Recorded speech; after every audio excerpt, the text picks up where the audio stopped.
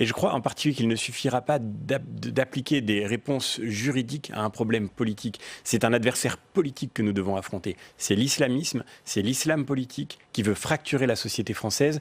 Et au fond, je crois qu'avant de rajouter des nouvelles lois, tous les acteurs de terrain le disent d'ailleurs, il faut d'abord commencer par faire appliquer nos lois, par faire appliquer les lois qui existent déjà. Donc une réponse insuffisante et même dangereuse par certains aspects, dangereuse parce qu'elle alimente la culture de l'excuse qui a fait, et de ce point de vue-là, Patrick Kanner évidemment porte avec son camp, en tous les cas, une part de la responsabilité de la situation dans laquelle nous sommes. Au fond, le président de la République ne rompt pas avec cette culture de l'excuse qui a été le propre de la gauche pendant très longtemps. Il explique encore une fois que c'est de la faute de la France si ces jeunes se radicalisent, que c'est parce que nous n'avons pas su tenir la promesse républicaine. Bien sûr, il faut lutter pour que l'égalité des chances soit mieux respectée en France. Bien sûr, il faut en particulier, et ça a été mon premier engagement personnel et politique, lutter pour une éducation nationale qui puisse vraiment offrir à chaque enfant les moyens d'accomplir ses talents. Mais enfin, dans beaucoup de zones rurales en France, dans beaucoup de zones de la France périphérique, il y a aussi des inégalités et pour autant, il n'y a pas de jeunes qui commettent des attentats.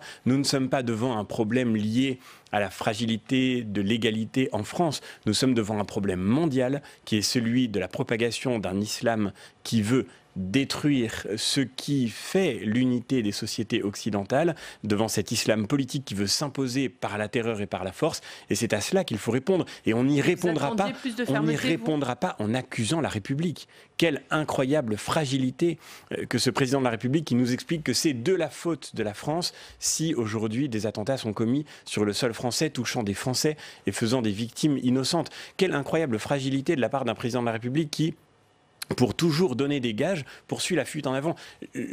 Quand dans son discours, de nouveau, il répète que la France n'est pas sortie d'un surmoi post-colonial, qu'il attaque en fait la France pour la violence qu'elle subit. C'est absolument incroyable et ça alimente en réalité cette espèce de ressentiment qui forme le séparatisme qu'ensuite il dit déplorer. Si nous voulons lutter contre le séparatisme, alors nous devons dire à ces jeunes ce qui est la pure vérité, que la France veut leur offrir ce qu'elle a à lui donner de meilleur, que la France arrête de se flageller, que la France n'est pas coupable pour le terrorisme qu'elle subit, comme tant de nations occidentales, et qu'elle va lutter de manière déterminée contre ceux qui veulent lui imposer ce projet politique. Et ça ne passe pas d'abord par le fait, je le disais tout à l'heure, de rajouter de nouvelles lois, ça passe par le fait de faire appliquer la loi le 9 d'une manière décembre, elle n'est pas absolument nécessaire intraitable. pour vous. Je ne vois pas en quoi elle dépassera malheureusement les artifices de communication. Il y a certainement des ajustements législatifs à opérer, mais on le voit très bien, dans notre pays aujourd'hui, il y a des lieux entiers qui sont des zones de non-droit, dans lesquelles la loi n'est plus appliquée, dans lesquelles on n'ose plus faire appliquer la loi. À quoi cela servira-t-il de rajouter de nouvelles règles si nos règles déjà existantes, de toute façon, sont inopérantes ?